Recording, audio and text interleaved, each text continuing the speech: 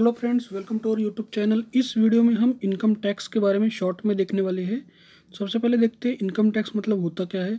तो अगर आप कुछ इनकम कमाते हैं या सैलरी अपने एम्प्लॉयर से लेते हैं तो उसके बदले में आपको टैक्स पे करना पड़ता है, जिसे कि हम कहेंगे इनकम टैक्स। तो इनकम टैक्स मतलब होता है income tax is a percentage of your income that you pay to the government of India to fund various development activities in the country. तो देश में जो कुछ बहुत सारी डेवलपमेंट एक्टिविटी हो रही है उसके लिए जो आप अपना इनकम का कुछ परसेंटेज गवर्नमेंट को देते हैं उसे हम इनकम टैक्स कहेंगे। आगे देखते हैं financial year and assessment year. ये क्या होता है फाइनेंशियल ईयर और असेसमेंट ईयर, तो उसके बारे में देखते हैं। तो फाइनेंशियल ईयर हमारा चालू होता है 1 अप्रैल से लेकर 31 मार्च तक, ठीक है। और असेसमेंट ईयर मतलब उसके अगला साल, जिस साल का हम रिटर्न भर रहे हैं उसका अगला साल। तो यहाँ पर दिया गया as you knew a calendar year is from January to December. Calendar year होता है हमारा जनवरी से दिसंबर तक, लेकिन इनकम टैक्स पर्पज़ के लिए फाइनेंशियल ईयर कंसेप्ट लिया जाता है।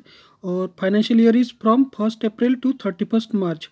For example the financial year 2021-22 means it is from 1 April 2021 to 31 March 2022। 1 April 2021 से लेकर 31 मार्च 2022 ये हो गया 2021-22 का फाइनेंशियल ईयर। तो अगर कोई भी any income earn during a financial year is taxed in the next financial year, जो भी इनकम हम किसी फाइनेंशियल ईयर में कमाते हैं उसका रिटर्न नेक्स्ट फाइनेंशियल ईयर में भरना पड़ता है। So the financial year in which the tax assessed और calculated is called assessment year. तो जिस साल हम टैक्स कैलकुलेट करते या असेस करते उस साल को हम असेसमेंट ईयर कहेंगे। यानी 2021-22 का असेसमेंट ईयर हो जाएगा 2022-23। For example any income earn during the financial year 2021-22 will be taxed in the financial year 2022-23। So 2022-23 is the assessment year. यानी असेसमेंट ईयर एक साल आगे रहता है, इतना याद में रख लेना। अब दो प्रकार के टैक्स सिस्टम है, एक है न्यू एंड दूसरा है ओल्ड टैक्स सिस्टम। तो in the past there was only one tax system to calculate your income tax. पहले सिर्फ एक ही टैक्स सिस्टम होता था जिसमें कि 3 डिफरेंट टैक्स स्लैब हुआ करते थे। It had 3 different tax slabs for 3 different age groups, और 3 अलग अलग एज ग्रुप के लिए। It provided a lot of exemptions and deductions that you can make use of to reduce the amount of income tax you pay to the government।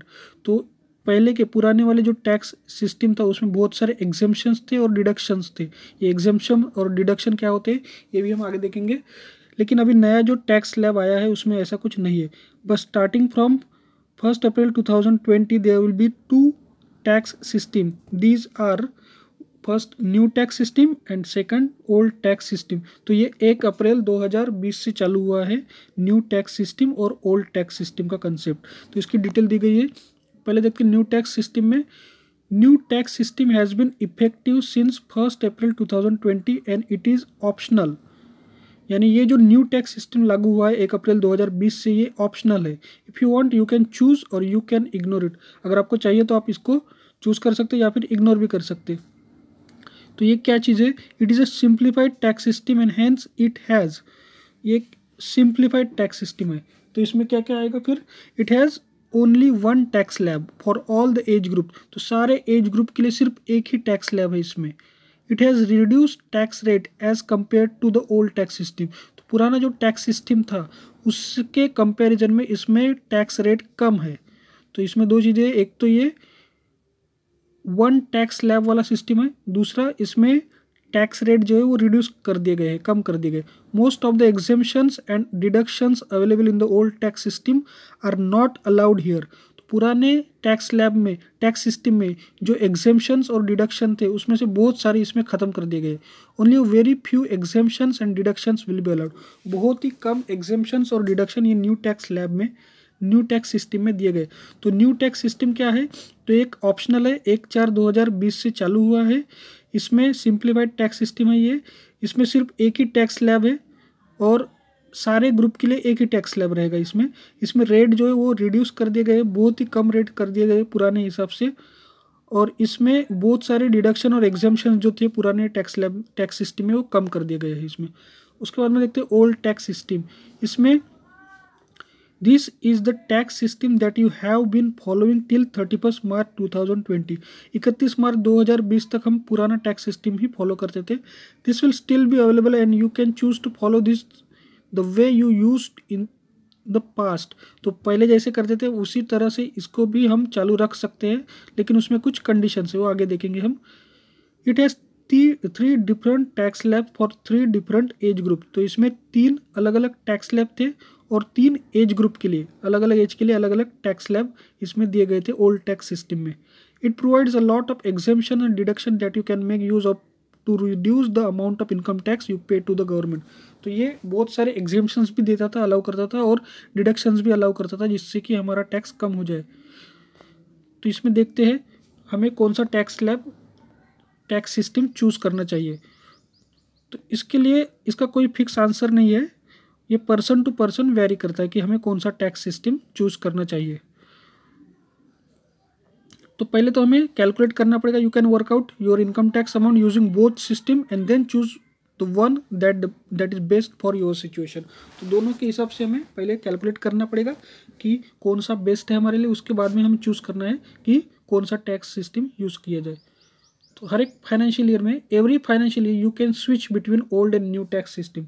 तो हम switch भी कर सकते हैं, ओल्ड और न्यू टैक्स सिस्टम में हम switch कर सकते हैं, एक से दूसरी तरफ शिफ्ट कर सकते हैं। Even if you choose new tax system this financial year you can switch back to old tax system in the next financial year and vice वर्सा।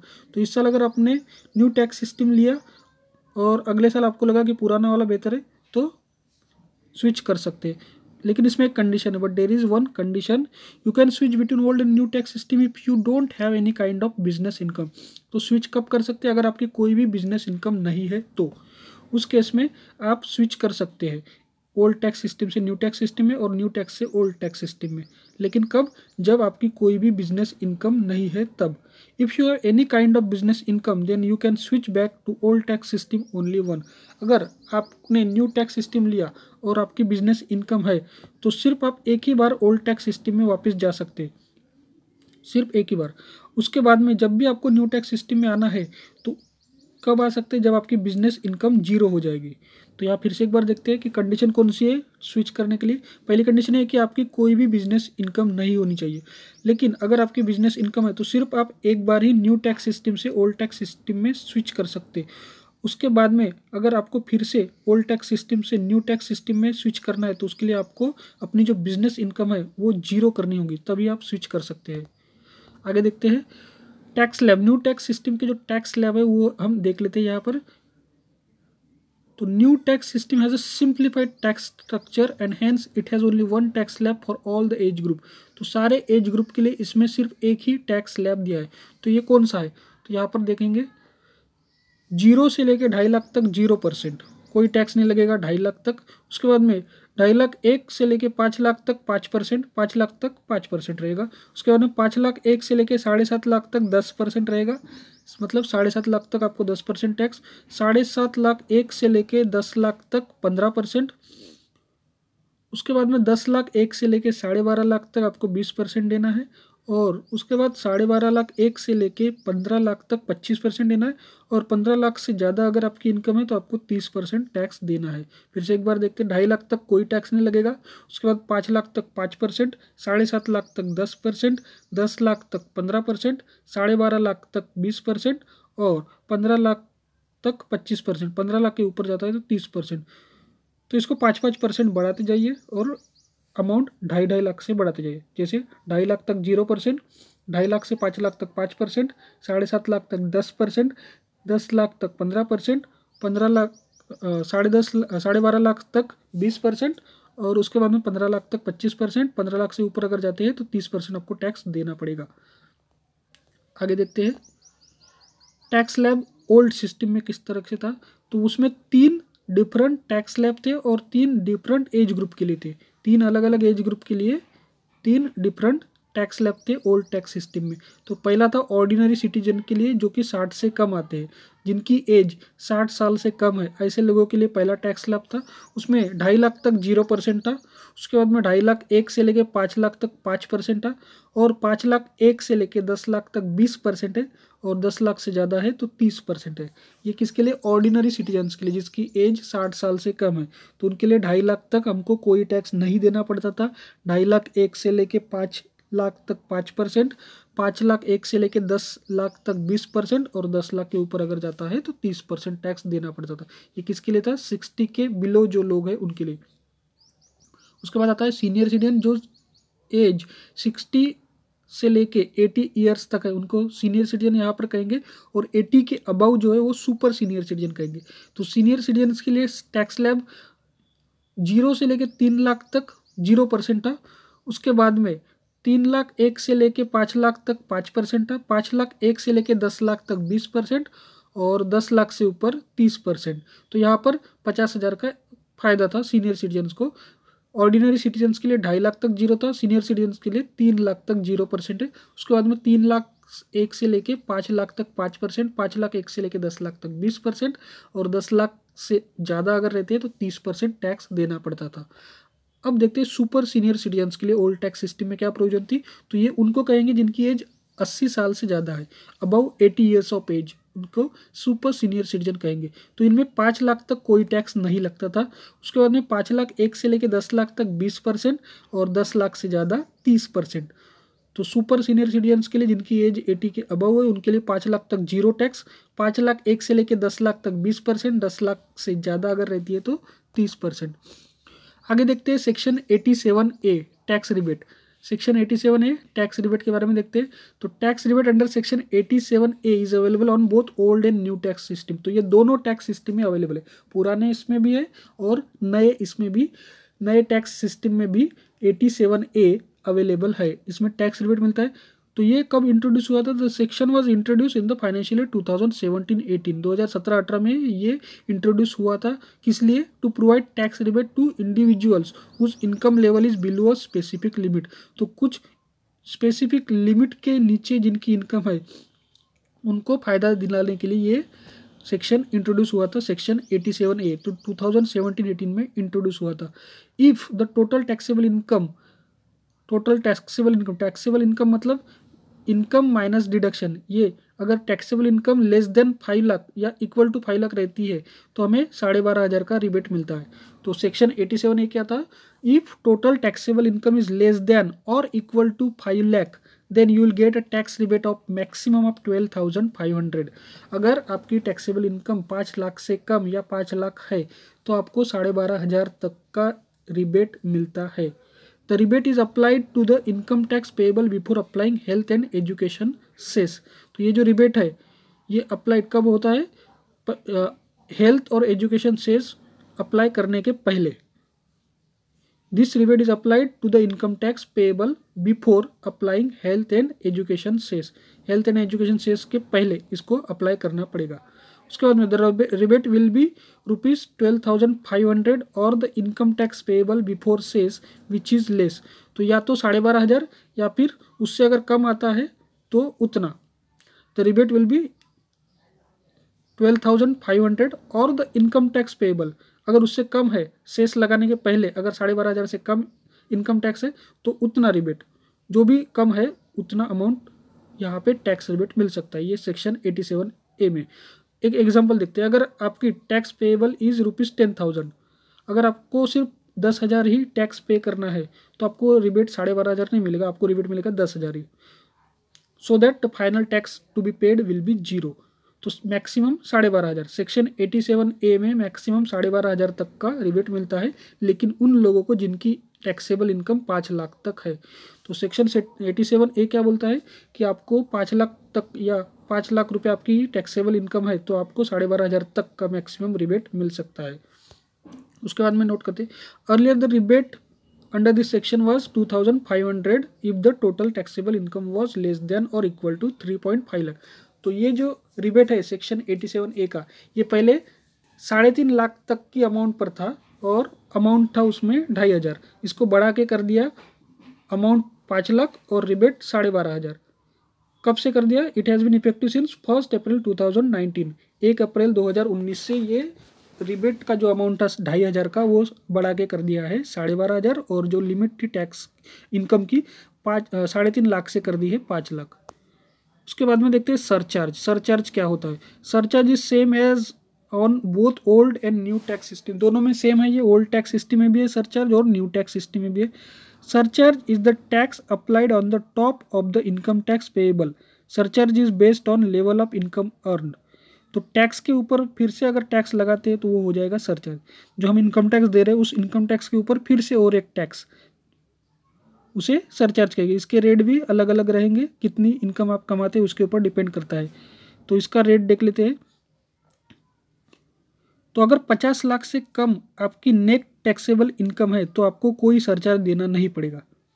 50 लाख से कम अगर आपकी नेट टैक्सेबल इनकम है तो 0% इनकम टैक्स।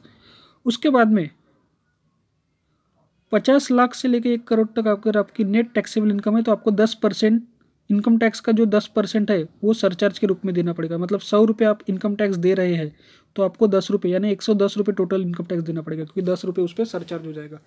उसके बाद में 1 करोड़ से लेकर 2 करोड़ तक आपकी इनकम है तो 15% ऑफ इनकम टैक्स, जितना आप इनकम टैक्स दे रहे हैं उसका 15% सरचार्ज भी देना पड़ेगा। अगर आपकी income taxable income net taxable income भी 1 करोड़ से लेकर 2 करोड़ तक है। अगर 2 करोड़ से लेकर 5 करोड़ तक है तो आपको 25% तक का इनकम टैक्स के ऊपर सरचार्ज देना पड़ेगा, और अगर 5 करोड़ से ज़्यादा है तो 37% इनकम टैक्स का आपको सरचार्ज देना पड़ेगा। फिर से एक बार रेट देखते हैं। 50 लाख तक कोई सरचार्ज नहीं लगेगा इनकम टैक्स का। उसके बाद में 50 लाख से लेकर 1 करोड़ तक आपको 10% इनकम टैक्स का सरचार्ज देना पड़ेगा। 1 करोड़ से 2 करोड़ तक 15%, 2 करोड़ से 5 करोड़ तक 25%, और 5 करोड़ के ऊपर 37%। तो टैक्स स्लैब 50 लाख तक 0, 1 करोड़ तक 10%, 2 करोड़ तक 15%, 5 करोड़ तक 25%, और 5 करोड़ के ऊपर रहा तो 37% of income tax. Income tax के ऊपर लगा हुआ टैक्स मतलब सरचार्ज। आगे देखते हैं हेल्थ एंड एजुकेशन सेल्स। हेल्थ एंड एजुकेशन सेल्स is same on both old and new tax system. तो हेल्थ एंड एजुकेशन सेल्स was introduce in budget 2018। It has been effective since 1 April 2018। 2018 से चालू हुआ ये, 1 अप्रैल 2018 से health and education cess. This has replace the primary education cess and higher education cess. तो 2018 के पहले जो सेस था वो था प्राइमरी एजुकेशन सेस और हायर एजुकेशन सेस। इन दोनों को हटा के अभी कर दिया है health and education cess. Health and education cess is the tax applied on top of the income tax payable. It is charged at 4% of the income tax. तो इसके पहले हमने सरचार्ज देखा था। अभी हेल्थ एंड एजुकेशन सेस जो है ये 4% रहेगा, जितना भी आप इनकम टैक्स पे करोगे उसका। मतलब आपने 100 रुपये अगर इनकम टैक्स पे किया तो 4 रुपये उसके ऊपर इनकम टैक्स के ऊपर ये हेल्थ एंड एजुकेशन सेस भी आपको देना पड़ेगा। तो हेल्थ एंड एजुकेशन सेस का रेट है 4% ऑफ द इनकम टैक्स। इसके पहले था primary education cess and higher education cess. उसके बाद में देखते हैं सेक्शन 89। अभी हमने सेक्शन 87A देखा था जिसमें 12,500 तक का रिबेट मिलता था। अभी सेक्शन 89 देखेंगे tax relief. Tax relief under section 89 is available on both old and new tax system. ये भी दोनों में है, ओल्ड और न्यू दोनों सिस्टम में टैक्स रिलीफ है सेक्शन 89 में। अब ये क्या होता है? As you know the income tax is calculated on the total income earn during a financial year. तो इनकम टैक्स हमने किसी एक साल में कितना इनकम कमाया है उसके ऊपर कैलकुलेट किया जाता है। लेकिन कुछ कभी कभी ऐसा होता है कि पिछले साल का सैलरी का एरियर्स हमें इस साल में मिल जाता है, जिसके कारण हमारी टैक्स की लायबिलिटी बढ़ जाती है। तो ऐसे केस में हमें सेक्शन 89 यूज़ करना पड़ता है। Sometimes you may receive the past dues known as salary arrears के नाम से मिल जाता है in the current financial year, and it may increase the income tax you need to pay, जिसके कारण हमारा इनकम टैक्स बढ़ जाता है। अगर पिछले साल का पैसा अगर इस साल मिल गया तो इस साल की इनकम बढ़ जाएगी, जिसके कारण टैक्स भी बढ़ जाएगा। For example, you may receive ₹1 lakh as salary arrears in the year 2021-22, whereas those arrears should have been paid to you in 2015-16। यानी मान लीजिए 2015-16 का 1 लाख रुपया आपका ड्यू है और वो आपको मिल गया 2021-22 में 5 साल बाद। तो इस डिले के कारण हमारा जो payment, this delay in receiving the payment में इंक्रीज द टैक्स यू पे because of the income tax slab rate have increased over the years. तो ये डिले होने के कारण हमारा जो टैक्स पे करना है वो भी बढ़ सकता है। क्यों? क्योंकि हमारा इनकम टैक्स का जो स्लैब रेट है वो भी बड़ा होगा, या फिर the salary arrears may push you to the next slab of the income tax slab rate. तो अगर आपकी 9 लाख इनकम है और 1 लाख पिछले साल का एरियर्स मिल गया तो आपका स्लैब ही चेंज हो जाता, 20% से 30% पे आ जाएंगे अब। तो ये 2 कारण की वजह से आपको लॉस हो सकता है, तो इसलिए ये सेक्शन 89 टैक्स रिलीफ के रूप में यूज़ किया जाता है। So to save you from the burden of paying additional tax due to the delay in receiving the salary arrear, the government allow an option called tax relief under section 89। तो इसलिए government आपको जो पुराने arrears मिलते हैं उसके लिए ये टैक्स रिलीफ अंडर सेक्शन 89 का यूज़ करने की परमिशन देती है सैलरी एरियर्स के रूप में। As per this section any extra tax you that you pay due to the salary arrears can be reduce subject to condition. तो इसकी कुछ कंडीशंस रहती है। इस सेक्शन के कारण आप जो एक्स्ट्रा टैक्स आपको लगने वाला है वो बचा सकते हैं। सैलरी एरियर्स के रूप में जो आपको पैसा मिलेगा पिछले साल का ड्यू एरियर्स, उसके कारण जो आपकी टैक्स लिमिट चेंज हो रही है वो आप बचा सकते हैं सेक्शन 89 का यूज़ करके। आगे देखते हैं एग्जेम्पशंस और डिडक्शन। न्यू टैक्स सिस्टम में कौन से एग्जेम्पशंस है और कौन से डिडक्शंस है। तो बहुत सारे तो नहीं है न्यू टैक्स सिस्टम में, देख लेते हैं। Even though the new tax system doesn't allow most of the exemptions and deductions, it still allows very few exemptions and deduction, they are given below. बहुत ही कम है। तो इसमें कौन से एग्जेम्पशंस है और कौन से डिडक्शंस है, पहले देखते हैं अवेलेबल एग्जेम्पशंस। इनका मीनिंग भी देखेंगे आगे। तो एग्जेम्पशंस में आता है TA, transport allowance given to the दिव्यांग। जो डिसेबल्ड एम्प्लॉई है उनको ट्रैवलिंग के लिए जो ट्रांसपोर्ट अलाउंस मिलता है घर से लेके काम की जगह तक जाने के लिए, तो वो एग्जेम्पशंस में आएगा। ट्रांसपोर्ट अलाउंस गिवन टू दिव्यांग disabled employ to travel between home and workplace. दूसरा है conveyance allowance given to meet the travel expense to perform office duty. Office duty perform करने के लिए जो हमें जाने आने का खर्चा लगता है, कन्वेंस अलाउंस, वो भी एग्जेम्पशंस में आता है। उसके बाद में any allowance given to meet the travel expenses on tour और ऑन ट्रांसफ़र, या टूर पे या फिर ट्रांसफ़र पे जाने के लिए हमें जो अलाउंस मिलता है वो भी एग्जेम्पशन में आता है। उसके बाद में आता है daily allowance given to meet the ordinary daily expenses incurred by an employ because of absence from his normal place of duty. तो डेली अलाउंस जो मिलता है, जो हमारा रोज का डेली का ऑर्डिनरी डेली एक्सपेंस जो हमारा खर्चा है उसके लिए हमें जो डेली अलाउंस मिलता है तो वो भी एग्जेम्पशंस में आता है। आगे देखते हैं डिडक्शंस। ये तो हो गए एग्जेम्पशन, यानी ये पूरी छूट है। अभी उसके बाद में डिडक्शंस कौन से हैं न्यू टैक्स सिस्टम में। पहला है एम्प्लॉयर कंट्रीब्यूशन इनटू एनपीएस। तो हमारा खुद का जो पैसा एनपीएस में जा रहा है वो आएगा डिडक्शन में। उसके बाद में आएगा retirement benefit gratuity. Retirement benefit जो मिल रहे हैं या ग्रेच्युटी जो मिल रही है रिटायरमेंट के वक्त, ये भी आ जाएंगे डिडक्शन में। उसके बाद में आएगा कम्यूटेशन ऑफ पेंशन। पेंशन जो हम कम्यूट करते हैं यानी बेचते हैं, उसके बदले में हमें जो पैसा मिलता है रिटायरमेंट के वक्त, वो भी डिडक्शंस में आ जाएगा। Leave encashment on retirement. Retirement के वक्त जो छुट्टियों के पैसे मिलते हैं वो भी डिडक्शन में आ जाएंगे। रिट्रेचमेंट, रिडंडेंसी कंपनसेशन, ये भी आएंगे। वीआरएस बेनिफिट, वीआरएस अगर कोई लेता है उसके benefit. EPFO employer contribution, EPFO में जो एम्प्लॉयर कंट्रीब्यूट करता है वो भी।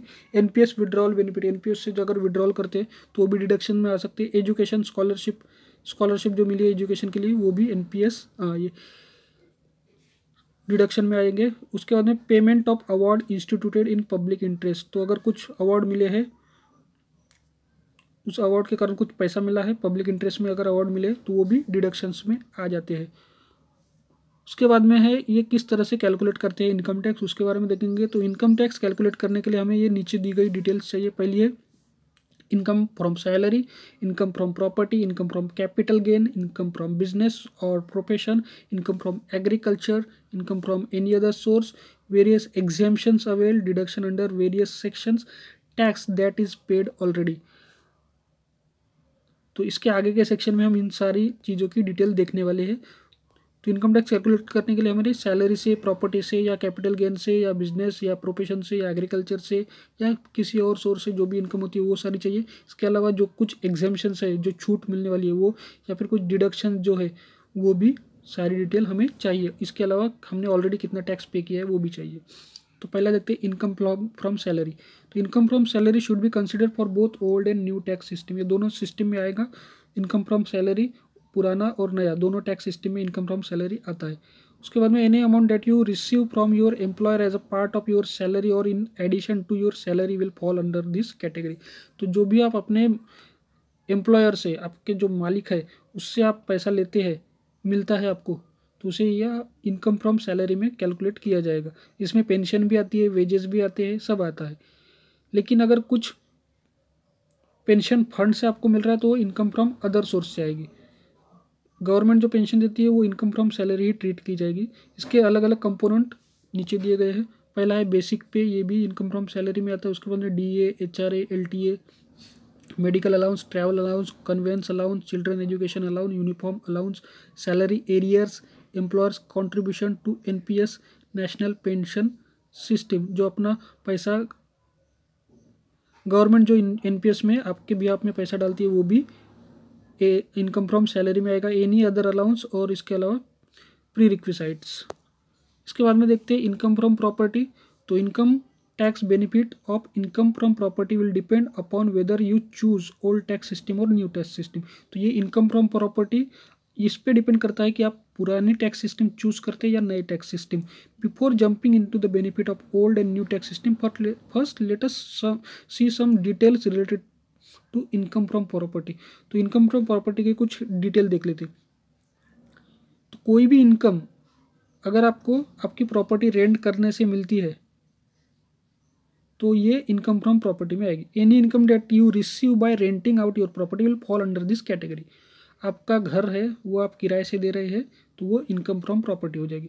The income from property can be positive और निगेटिव।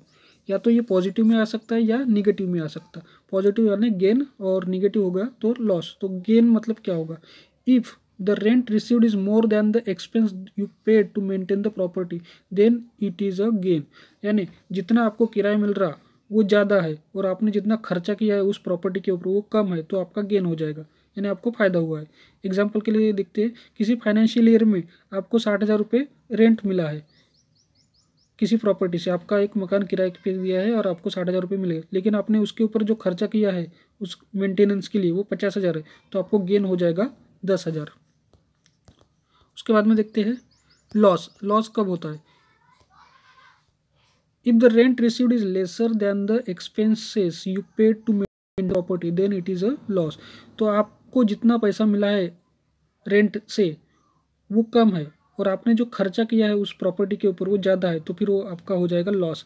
एग्जांपल देखते हैं, किसी फाइनेंशियल ईयर में आपको घर किराए से देने से 60,000 रुपये मिले और आपने उस घर के ऊपर 1 लाख रुपये खर्चा किया तो आपको 40,000 का लॉस हुआ है, यहाँ पर ऐसा दिखाना होगा। उसके बाद में किस तरह से कैलकुलेट करते हैं income? To calculate the income from rental property we need to the following detail. हमें नीचे कुछ डिटेल चाहिए इनकम कैलकुलेट करने के लिए रेंट की। पहला है rent received from the property, property से कितनी रेंट मिला है। उसके बाद में interest amount paid toward the property loan, property का जो लोन है उसके ऊपर हमने कितना इंटरेस्ट पेड किया, यहाँ पे इंटरेस्ट ही कैलकुलेट करना है खाली। Note that only interest amount will be consider, सिर्फ इंटरेस्ट की अमाउंट ही कंसिडर की जाएगी। The principal amount will not be consider, यहाँ पे प्रिंसिपल अमाउंट कंसिडर नहीं होगी।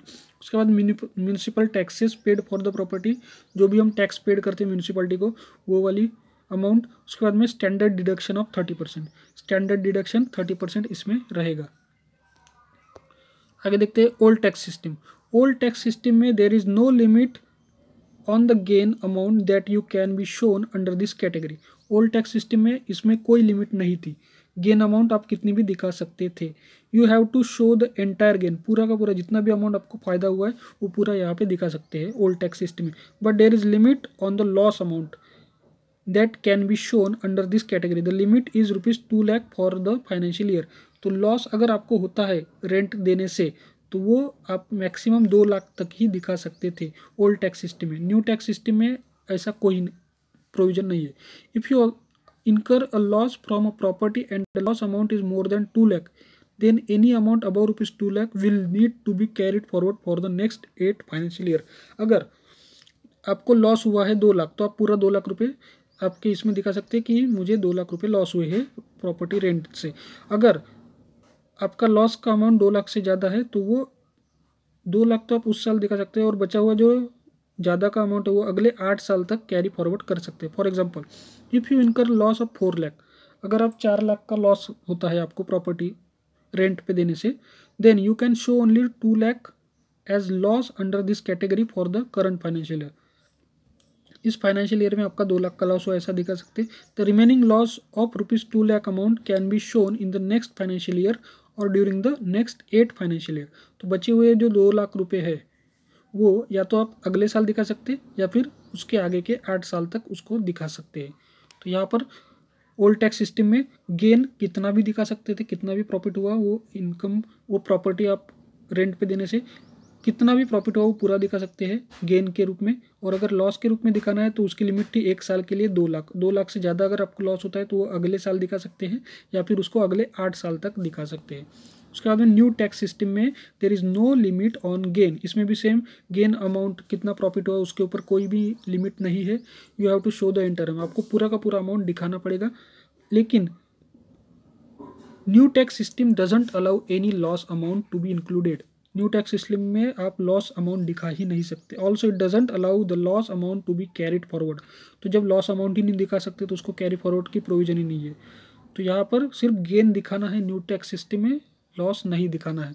उसके बाद में है income from capital gain. Capital gain से इनकम जो होती है उसके बारे में हम देखते हैं।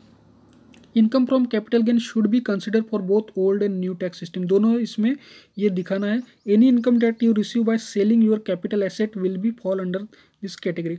तो आपके जो भी कैपिटल एसेट है उसको बेचने से आपको जो भी प्रॉफिट होगा वो आपको यहाँ पे दिखाना है। एग्जाम्पल कैपिटल एसेट के कुछ एग्जाम्पल्स यहाँ पे देखते हैं। पहले है shares, listed share, unlisted share, ये हो गए। शेयर में एक तो लिस्टेड आएंगे और दूसरा अनलिस्टेड आएंगे। दूसरा है म्यूचुअल फंड, इसमें इक्विटी म्यूचुअल फंड आएंगे और डेबिट म्यूचुअल फंड ये आएंगे। उसके बाद में रियल इस्टेट में अगर आप इन्वेस्ट करते हैं वो भी है रियल इस्टेट। उसके बाद में गोल्ड है, उसके बाद लिस्टेड बॉन्ड है, उसके बाद जीरो कूपन बॉन्ड्स है और other capital assets if any. तो ये आ जाएंगे कैपिटल एसेट में। आगे देखते हैं। The income that you receive by selling the capital asset can be positive और निगेटिव। तो अगर आप जो सेल करते हैं कैपिटल एसेट या तो आपको फ़ायदा हो सकता है या फिर नुकसान हो सकता है। तो फ़ायदा हुआ तो पॉजिटिव, नुकसान हुआ तो negative. Depending upon the holding period of the capital asset the gain और loss can be categorise as below. तो कितने साल तक आपने उस एसेट को होल्ड करके रखा है, शेयर्स को कितने साल तक होल्ड करके रखा है, उसके ऊपर डिपेंड करेगा कि आपको कितना किस कैटेगरी में आएगा आपका शेयर। पहला है शॉर्ट टर्म कैपिटल गेन, तो इसको कहेंगे STGL, short term capital gain. कम समय के लिए रखा है आपने तो हो गया शॉर्ट टर्म कैपिटल गेन। थोड़े ही समय के बाद में आपने बेच दिया और आपको कुछ फायदा हुआ तो हो गया शॉर्ट टर्म कैपिटल गेन।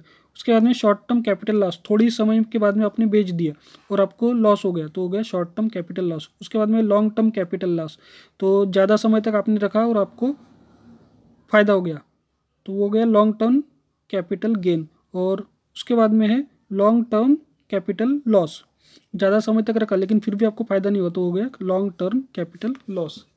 आगे देखते हैं। Depending upon the capital asset the tax charge on the capital gain will fall under one of the following category. तो इसके कैटेगरी दिए गए हैं। पहला है शॉर्ट टर्म कैपिटल गेन, इसको कहेंगे STCG, short term capital gain added to your income and it will be taxed as per the income tax slab section 111A। तो शॉर्ट टर्म कैपिटल गेन ये आपकी इनकम में add होंगे और section 111A के according ये calculate किए जाएंगे।